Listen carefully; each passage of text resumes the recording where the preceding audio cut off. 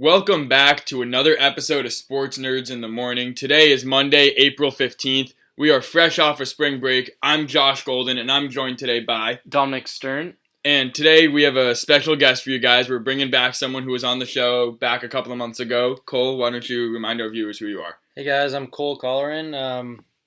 I play baseball here at Canyon Crest Academy, and golf is my second sport, my other love, and I'm here to talk about the Masters and give you guys some good info. All right, so first of all, before we get into it, I just want to congratulate the Virginia Cavaliers on an incredible run in this year's NCAA tournament to come back from losing to a 16 seed last year to now winning the national championship. Truly an incredible comeback, but the greatest comeback while we were gone belongs to the one and only Tiger Woods. He is officially back as a Masters champion. Yeah, I mean, it's just the ultimate comeback story. It had been 11 years since he won a major just down the street from here at Torrey Pines Golf Club. And it was just possibly the best Sunday at the Masters, best day of golf ever. So many big names in the leaderboard. The leaderboard just changing rapidly over an hour on that back nine. And it couldn't have ended in a more historic way for Tiger Woods. Yeah, I still have chills. It still feels like it's a dream to me. I mean, 15 majors now. Hasn't won one in 11 years. It's insane. This guy. Incredible. It's truly just insane to think that after everything this guy had been through, from the DUI to the back surgeries to just being out of the game for so long. Cheating on his wife. To cheating on his wife, to finally being back to where he is. We all saw the pictures put together of Tiger when he won in 1997, hugging his father, to now and winning in 2019, hugging his kids. It's just, he's really gone full circle now, coming back to where he once was 15 years ago, being the greatest golfer in the world, to now finally being a Masters champion once again. It's just truly something that's remarkable to watch. And I agree with this remark said by Paul Azinger. He said the number one player in the world is currently ranked 6th, which I really agree with. I think now Tiger having all of his mojo back, he's back to being a Masters champion. It's him. He's the guy. I think it might be a little soon to say Tiger's the best golfer in the world again.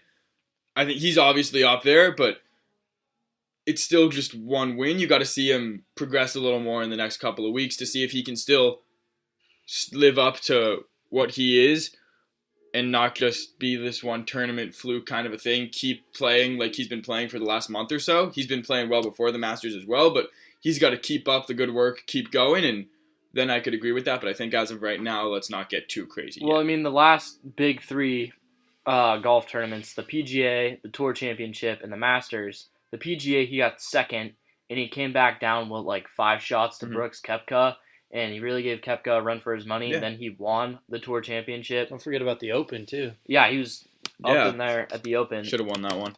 Yeah, Molinari won that, and then, of course, Molinari choked very hard.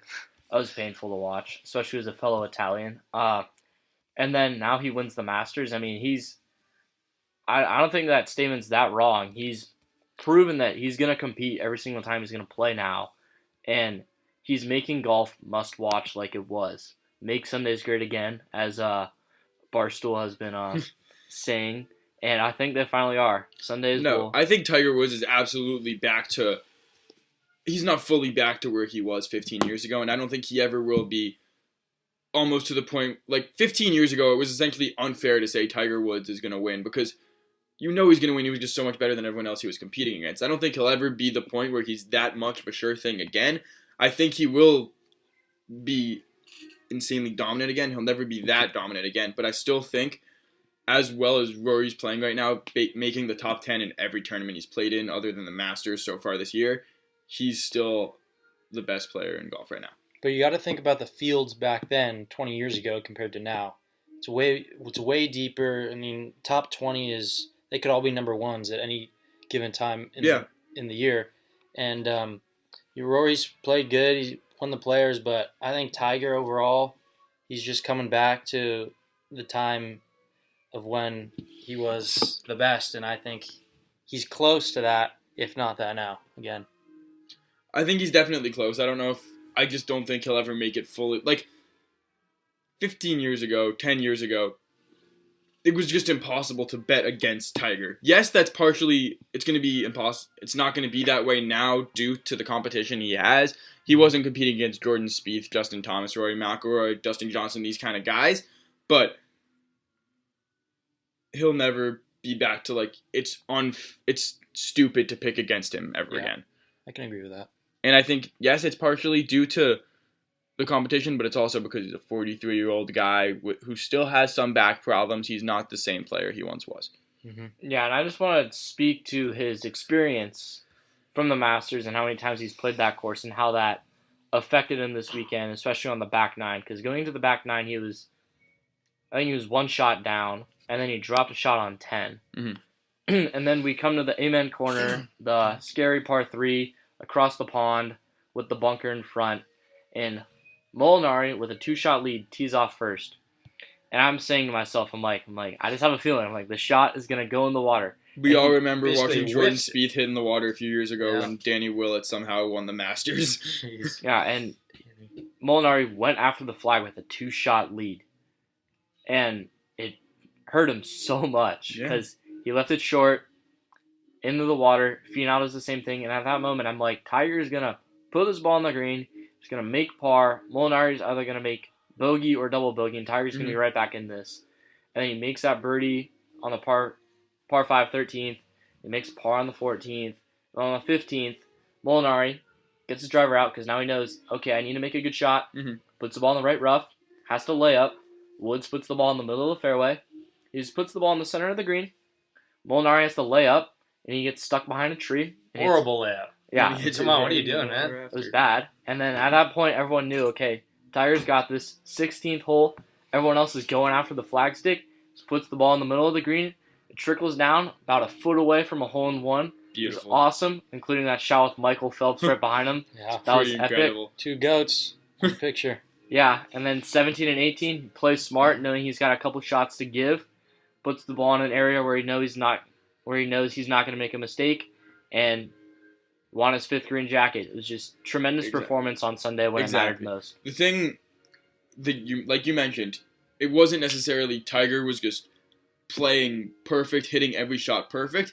It's that he thought out every possibility and every shot that he hit and knew exact. You could tell that Tiger Woods has played in the Masters however many times he has, just by watching him play in the back nine. You saw, like, we all listened to his interview with Jim Nantz in Butler Cabin after he won. It was an amazing thing to watch. He said to him, like, look, I'm not the player I was when I was 25 years old. I'm 43 years old. I got back problems. I can't hit the ball as far now, whatever. He still has the intellectual part of the game that he will never lose.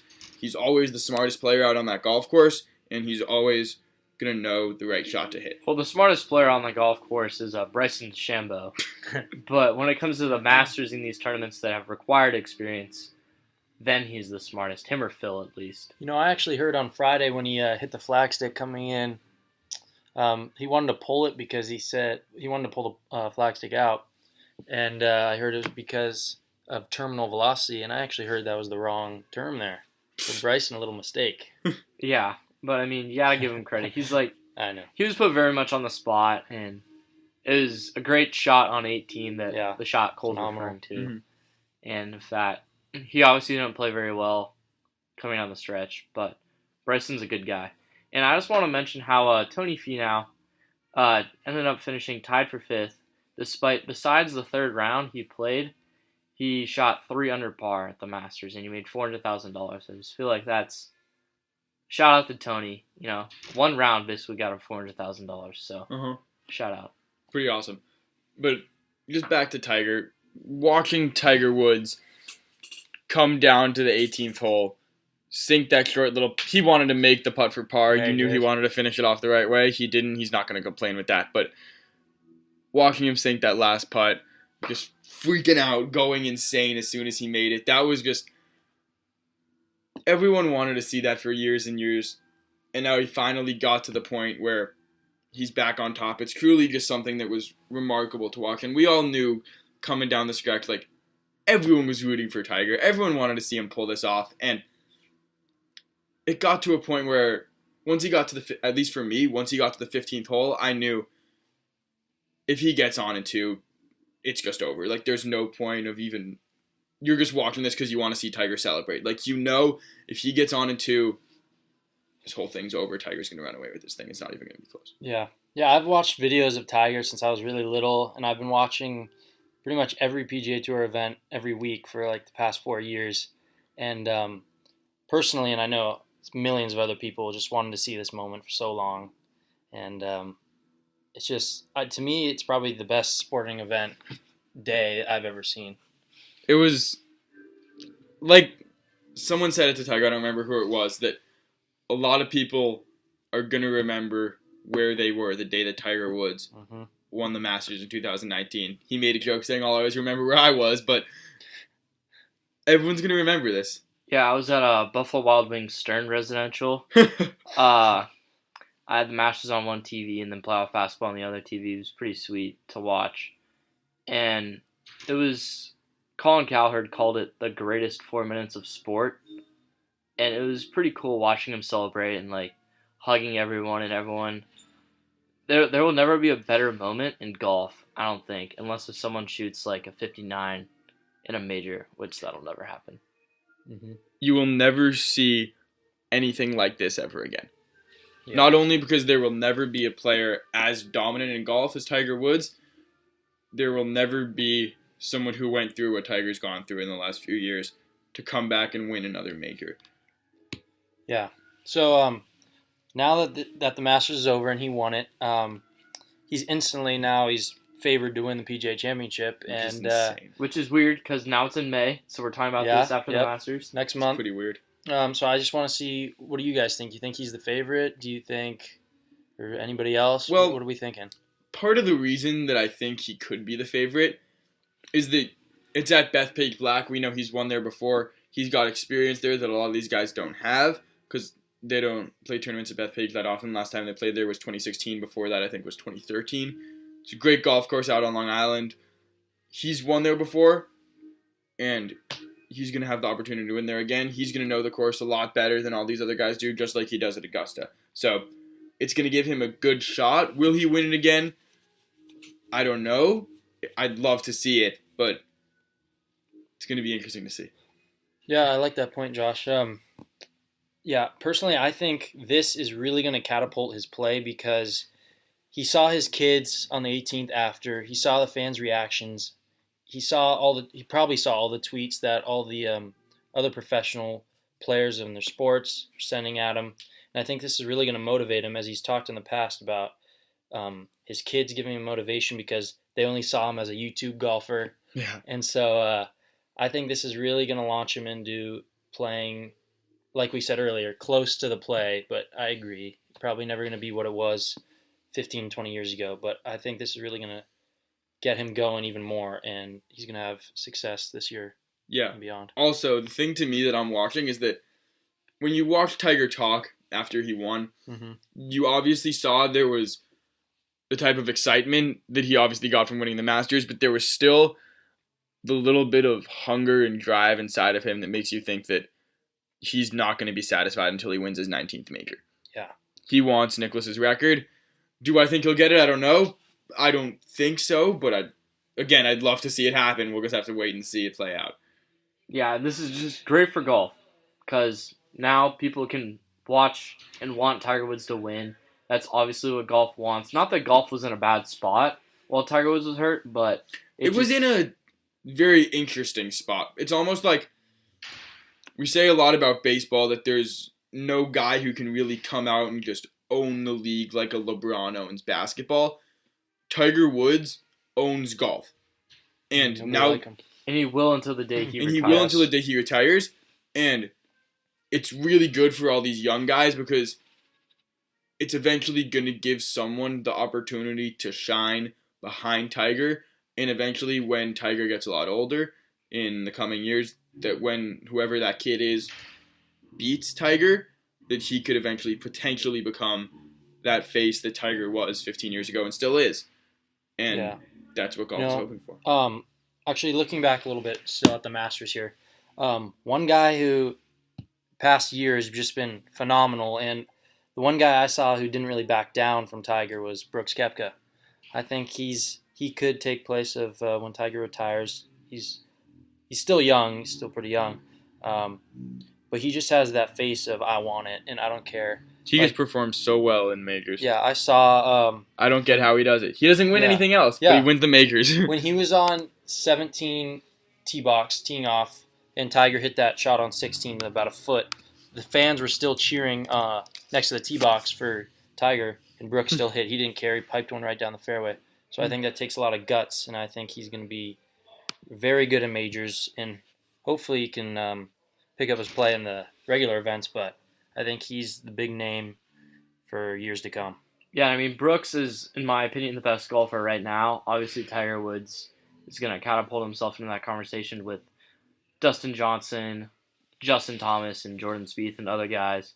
But I think Brooks Koepka's at the top of that race, and until he gets hurt, he hits the ball so far and so straight that it's always hard to beat him when it comes to the majors, because if you put the ball in the fairway, you have a chance to make birdie. If you don't, you're screwed. You don't.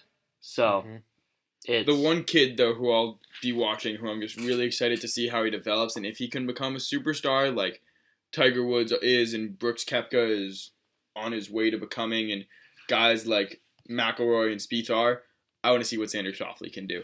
Definitely. Local kid, grew up in San Diego, went to Scripps Ranch High School, I think it was. Scripps Ranch. Really awesome kid, really hits the ball well, does everything right, smart, nice kid. I'd love to see him turn into something special like that. Yeah, and who doesn't love him? And he even said in his post-game press conference, he was pretty funny with it. He's like, well, other than the 73 I played in the first round, I had the best tournament. And he's right. He's right. If he shot a 71 in the first round, he would have won. Yeah, and then he was also saying in his actual conference with the microphone, he was saying, wow, where are all the reporters? And he was obviously joking. He knew they were talking with Tiger, and it was just funny. He knows where he stands. He knows that he's like, next year I'm going to come back. This was my second Masters. Next year I'm going to come back, and I want to win this. The one thing I saw from him that a lot of people might not like, but I didn't love it. There's part of it that I obviously don't like because of what it was, but part of me that just really, really loves it. When you saw Tiger Woods walking away from the course and all those guys hugging him, cheering him on, like Bubba, Jordan, all these guys, Xander Schauffele was there. He's like, hey, congratulations, man. But you can tell that he wasn't nearly as excited about it as all these other guys were, because none of those other guys standing there were in second place. Yeah. And Xander Schauffele was not happy that he lost, no matter who it was to. And he's hungry. He's ready to come back next year and win the Masters. And I wouldn't be surprised if he does it next year. I think he's got a good chance at Bethpage too. Yeah. It's for the longer hitters, but he's got the game, I really think, to be successful anywhere. He's got the smarts to do it too. Yeah. He knows what he's doing. He's going to come prepared, and don't be surprised if he does damage at the PGA next So what do you guys think about Molinari? You think he's going to bounce back? Yes, 100%. Yeah. He's one of the most gritty players on tour, and that's why everyone was so shocked when he hit those two balls in the water. And then he almost hit the ball in the water on 16 and on 15 again. So, I mean, you can kind of tell he was rattled, but he'll bounce back because he's a good enough player. He's stable, and I don't think he'll win the U.S. Open because I don't think it fits him. But once he goes back to Europe, he'll have his crowd that's there supporting him, and he'll have a good shot there, defending his title. I agree. He's also an older guy as well. How old is he? He's definitely in his 30s. He's in his late 30s at least. He's been around for a while. I can't imagine him winning. I couldn't imagine him winning a Masters in the first place. That's why I was so surprised when he was on there. I think he's a great golfer. I love watching him. He just doesn't seem like your Masters champion. I don't know. It just doesn't seem. It didn't seem like the right fit to me, and he just seems like more of the guy who's gonna perform well on European soil. Absolutely. Yeah, and that's where he's made most of his mark. Exactly. And that's why he's so under the radar here in America, because he mostly golfs in Europe. He comes out here for the really big tournaments, and he always plays well. Yeah. Never really wins them, but he's always, top 10, top 20, playing in the back end towards the leaders. But this performance will make a name for himself. Obviously not in the way that he wants it to, because everyone's going to be he's the guy that choked the Tiger to give him his 15th major. But he played really well this weekend, this weekend besides the back nine and Sunday. Absolutely. Yeah, I was thinking this guy's like unbelievable. He's unbeatable because he just seemed like nothing would phase him. He'd get up and down in the beginning of Sunday's round. I thought there's no way he's gonna let up. And then, as people say, the Masters doesn't start till the back nine on Sunday. Really? And that's very true. It's really insane to see. Yeah. All right, here's the real question to ask after this weekend, though. Like I said earlier, Tiger was obviously super hyped to win the Masters, but you saw that he was hungry to go out and try to win his 19th major. He still needs a few more to do that. He's at 15 now. Do you guys think he's going to be able to get there? To 18, I don't think he will. I think he's definitely capable of winning more majors just because he's proven that he's going to be there competing with all of them. However, I don't see him winning 3 more because he's in his 40s. He's 43 years old. The level of competition is so high that he has to play perfect to win a major. And I just don't see him doing that 3 more times, considering, he's healthy now, but I just don't see him getting to 18. I can see him getting 16 and 17, but I don't see him getting to 18. I agree. I think it's a lot to ask of a 43-year-old guy to go out and win 3 or 4 more majors. Let's be real here. It's obviously awesome to see Tiger at the level he's at. He's going to be one of the top players for the next couple of years. But then in 4 years, he's going to be 47 years old. You see what Phil is as a, 48-year-old he is? Mm-hmm. As a 48-year-old, he's not able to perform as well as he once was. Yes, Tiger was always better than Phil, except for in the match a couple of months ago. But I don't think Tiger will be able to get there just because of the level of competition he has to face and the window of time that he has left to perform at the best of his abilities. Cole, what do you think? Yeah, it's tough to say. I do think this tournament is obviously going to give him a ton of confidence, and it's going to make him more hungry, as we saw in his press conference. Mm-hmm. But, I don't know. I definitely think he's going to beat Sam Snead's 82 wins. And that's definitely in reach. Yeah, that's definitely he's at 81 now. I think he's going to get that. He'll get that this year. Yeah, but I think he's actually healthy enough. And when I was seeing his swing on Sunday, I was just thinking, damn, that looks good. And so I think he does have a chance. I think he's going to do it. Here's the thing, though, to me. I think that he won't get there to 18 or 19 because I just think he just doesn't have the amount of time left and he's not going to be as dominant as he once was. However, if he's able to pull it off at Bethpage next month, he's going to be at that level again where he really is that dominant and he's that automatic that I think he'll be able to get to 18. Yeah. Bethpage is going to be a huge, huge tournament for him if he wants to get that record. So we'll see what happens when we get there next month. Yep. All right. So I think that's going to wrap up our conversation about golf for today. Let's transition this into Major League Baseball because we know Cole's a big baseball guy. 2.5 weeks into the season, Cole, what do you like so far this year that you've seen? I'm loving the Padres. As a Padres fan, yeah. Let's go. It sure is fun to watch. Yeah, it is. Best record in the National League right now. Yeah, I know. And MLB, ESPN not giving him any love, not even top 10. Come on, guys. Well, so this is what I always say because you see these power rankings get posted every weekend. And at the end of the day, these don't matter. Correct. That's what I have to tell myself every single time I see it. Power rankings in any sport only matter once in a million years for a team like the Indianapolis Colts last year when you're 1-5 and you're ranked 32nd in power rankings, then you use that to motivate yourself to make the playoffs. Correct. It's the only time power rankings So I've just been telling myself is, hey, we're 11-6. We have the best record in the NL. Who cares? And who cares? Like, we're in a great spot. We're exactly where we want to be. Obviously, the pitching staff it's been kind of weird because they're not really going deep into games. They're allowing a lot of hits, but they're not allowing that many runs. And it's just kind of odd to watch because our bullpen is so good, but they're being used so much. Mm-hmm. But they're playing well. They're winning baseball games. And we currently have a negative run differential, which is kind of funny. It's crazy. But we just went on a 10-game road stretch. We went 7-3. And you can't be disappointed with how they are. So when I see these power rankings ranking us 13th behind the Yankees, the Nationals, and the Red Sox, I'm like, who cares? we're right where we want to be. Best record in the National League. That's probably not going to stand for that much longer, but we're in a great spot, and this team's fun to watch. Absolutely. For me, the thing that's been amazing for me to watch as the resident Mets fan, look, I know it's 2.5 weeks into the season. I know this kid's young, but the fact that Pete Alonso is 4th in all of baseball in OPS to me is just insane. Yeah, he's a great hitter. He's going to be the future of the Mets for the years to come, at least insane. Offensively. He's not good defensively. He's not. I'll be the first to say it. He's not a good defensive first baseman. If he's playing in the AL, he should be a DH.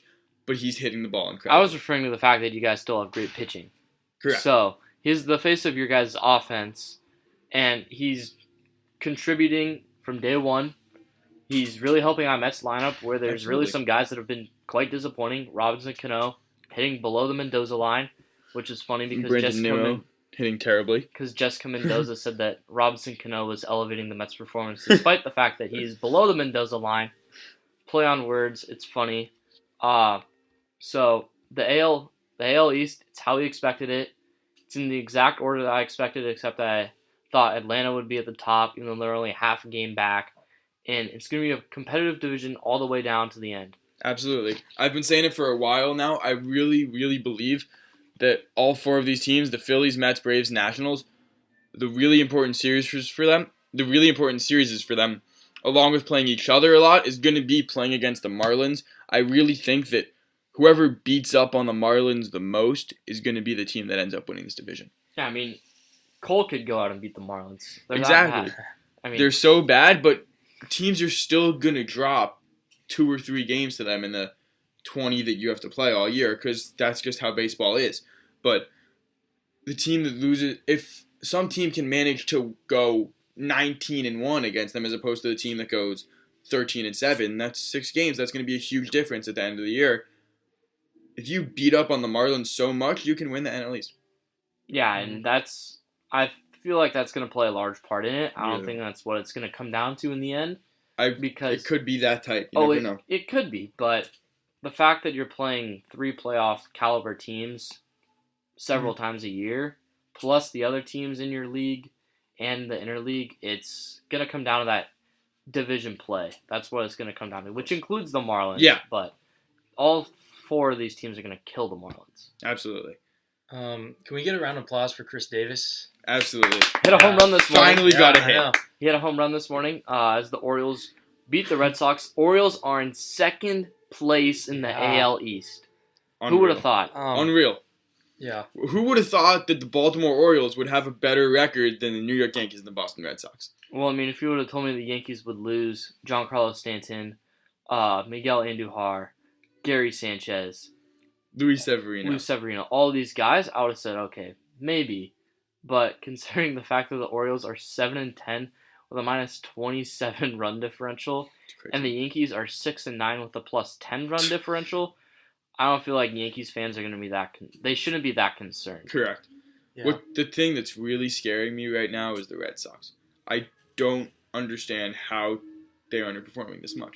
Well, I said all last year they were overrated, and I said their pitching was way overrated and outperforming themselves, and it's showing.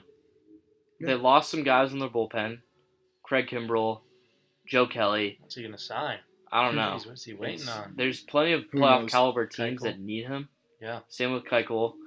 And the Red Sox. The Mets need Dallas Keuchel. I'll say it until they sign him. There's no. Or Kimbrell. Mostly Keuchel, I think, because I think Jason Vargas is that bad. But there's absolutely no reason the New York Mets should not sign Dallas Keuchel. Yeah, correct. You guys are in a position where you need to win now because the Braves might not be quite ready. The Phillies might not be quite ready. The Nationals are overrated. Correct. And the Mets have a chance because they. You look at a team that's trying to win now, is a very good team, but has one very, very, very obvious hole at their last starting pitcher. And it's a New York team that obviously has a lot of money because they're a New York team. And they can't go out and spend the money on a guy like a Dallas Keuchel for just 1 year. It would probably be not too much because he's so desperate at this point to sign a contract. He's obviously not because he hasn't signed. Well, at a point, he's going to be desperate enough to where I can't imagine they're paying him a ridiculous amount of money that the Wilpons could just say no to it. But they can because the Wilpons are just that cheap. So there's my rant about the Wilpons that you guys will probably hear a lot more until Dallas Keuchel gets signed. Yeah. Continue. I just want to go back to Chris Davis here because I know hitting slumps can be really tough, and he was going through a lot of stuff. So I just think that's really big and impressive that he was able to come out of it the way he did. Yeah, and if you follow me on Twitter, which you probably don't, started a campaign, hashtag Chris Davis AL Cy Young. Might not be valid anymore, but it's pretty funny. Follow me at DMStern19 on Twitter. All right. As we're 2.5 weeks into the season, we've mentioned the Red Sox, we've mentioned the Mets, we've mentioned the Padres, we've mentioned Pete Alonso as the only individual, and Chris Davis is the only individual players we're really talking about. Who's someone you've been watching that really caught your eye so far? Byron Buxton for the Twins. Currently hitting above 300, playing great defense as always. The number 2 overall draft pick a couple years ago has not performed at all. And Twins fans are starting to become worried. And voila, here he is. He's playing well. Twins are currently 8-4, sitting atop the AL Central in front of the Cleveland Indians, who just got swept on the road against the Royals. And the Twins are in a good spot because the past couple years, 2 years ago, they were in the wild card game. Last year, they kind of regressed. But this year, they're right back up there in the mix of this, in this division. And this is an interesting division because the White Sox next year are going to be a very good team once they get their prospects back. Once Moncada develops, what's his face? That guy on the DL. Jimenez? No. Well, yeah, once Jimenez develops. But they had that one pitcher. They had that one pitcher that got hurt last year. They called him up, whatever. We'll figure it out and tell you guys next time. Because the White Sox are going to be good next year. So the Twins are in an interesting spot because the Indians, they've fallen off a bit. Their lineup's nowhere near as good as it was. The Twins can go out and win this division this year. And once you get to the playoffs, anything's possible. Obviously, they're not going to be the favorites in this American League that's very top-heavy. But the Twins are in a good spot. That's a lot thanks to Byron Buxton, and he's finally performing to where he should be. Absolutely. Cole, who's caught your eye so far? I don't think it's really catching anybody's eye, but Fernando Tatis is just a stud, absolute stud. In the field and at the plate. That guy can hit. I mean, he hits the ball so hard. The hardest I've ever seen. And in the field, I think, special. Yeah, him and Machado, that's just going to be, as a Padres fan, that's going to be so fun to watch for so many years. And I know Luis Urias he's going to turn it around a little. He just came up again, so he's probably feeling a little pressure, but he's going to be good for many years too. Absolutely. For me, the one guy who I've really been watching is, look, I'll be the first to tell you that I think saves is really just an overrated statistic. It's really just a situation that someone else puts you in and you just get 3 outs. Like, it's more save percentage than saves that are really so big. But it's insane to me that Kirby Yates is leading all of Major League Baseball in saves. This guy was trash for so many years. No one ever wanted this guy. And I have no idea where Preller finds these guys. But it's insane to me. It's Balsley. Correct. Balsley says, hey, I can fix this guy. He throws, mid-90s with a good splitter. And Kirby Yates, for a couple years in the Padres, he'd come in like, the 7th inning in, like, a 2-run game. And I'm like, oh, here comes Kirby Yates. And then last year, he was our setup guy, and he pitched really well. And then that's kind of what sparked everyone to get Brad Hand out of here, even though Brad Hand was an all-star. Mm-hmm. And then now he's our closer. He's balling. He leads the NL in saves. It's insane. Along with Shane Green. Shane Green leads the AL in saves, which is, for the Tigers, it's insane to me. It's crazy. So, yeah, Kirby Yates, he's playing very well for the Padres, and he's one of the better closers in the National League. Obviously, closers have been very fluctuating the past couple of years. Mm-hmm. One good season like Zach Britton, and then Kenley Jansen, and the next year they fall off. Yeah, Familia. He could be that guy that goes to the next level. He's carrying this Padres bullpen right now, along with some other good guys. But he's part of the reason the Padres are 11-6. And I just want to piggyback off what Cole said about Fernando Tatis. He's been a stud. When he hits the ball, he hits it so hard, but he strikes out so much. Yeah, pretty sure he leads the NL in strikeouts, which isn't a problem because he's a 20-year-old rookie and striking out isn't necessarily a bad thing. But if he wants to take it to the next level and be that all-star potential... He's third in strikeouts. Brandon Nimmo leads in strikeouts. Okay, that's what I'm saying. Once he figures it out, he's going to be such a good player for the Padres because that left side of the defense has been locked down all year. Yeah.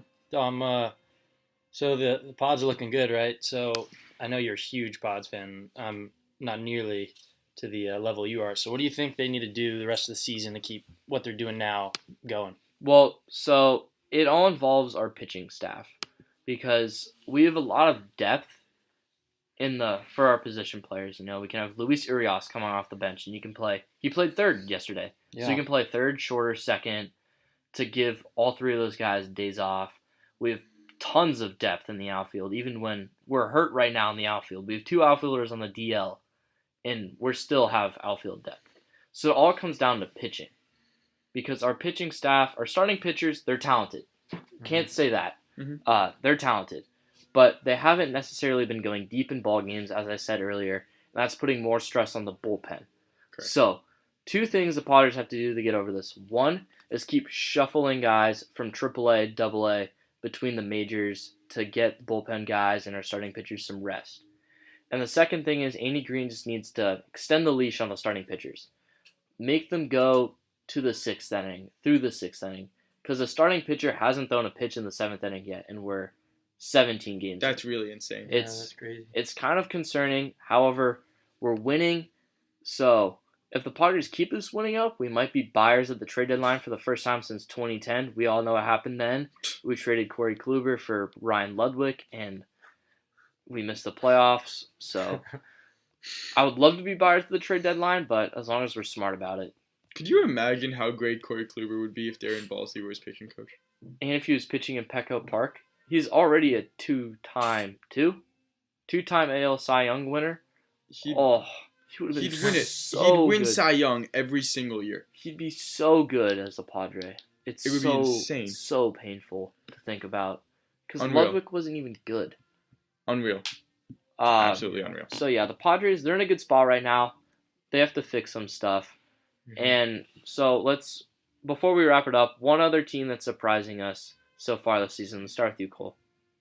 I think the Red Sox in a bad way. Obviously, we talked about them, but I just thought even though their pitching staff isn't what we thought, or isn't even close to last year, I just thought their offense and everything, just the World Series champs last year, I thought they'd be a little better than they are right now.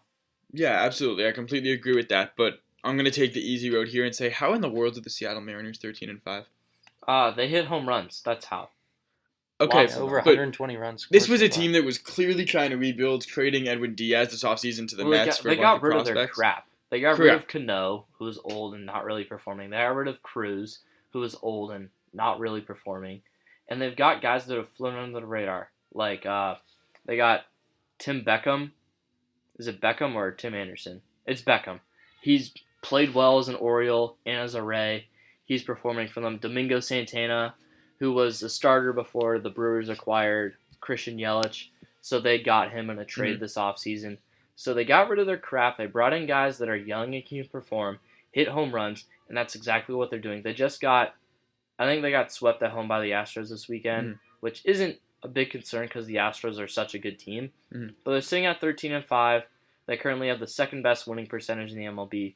They're a great team. My surprise team is the Rays. Obviously, I had them as a playoff team going into this year. You can look at my notes. I have them as a playoff team. But I didn't think they'd be 12-4 and looking this good at this beginning of the season. They've given up 40 runs in 16 games. Yeah, it's unreal. That's unbelievable. Their bullpen is ridiculously good, and their starting pitching is performing as well. Their starting pitchers have the lowest ERA. So, this team, Kevin Cash, in my opinion, is the best manager in the MLB. I said that on our podcast when we were talking about awards, and I said he should have been AL Manager of the Year last year. And they look like a team that can actually win this division. Everyone said Yankees, Red Sox, and the Rays will be in third, which is what I predicted. But And I still think it will happen because, yes, we're 2.5 weeks into the season and the Red Sox are going to find a way to turn it around. The Yankees are going to get healthy again. But the Rays, with this hot start and playing, if they keep playing well the rest of the year, they're going to get themselves a wild card spot. Or they'll win the division. Still wouldn't go that far. Do I think they'll win the division? No, but at this point, I think they're going to finish second. To the Yankees or Red Sox? The Yankees. So you think the Red Sox are going to get third? Yes. Really? Uh-huh. Wow. I've said they're overrated.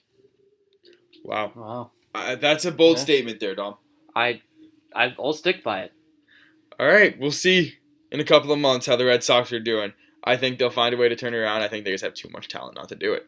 Okay. All right. That's going to conclude our podcast today. Thank you for listening throughout, and we'll keep you guys updated on golf, baseball. Hopefully, we might talk about some playoff basketball, even though it's the first round. It's kind of irrelevant. So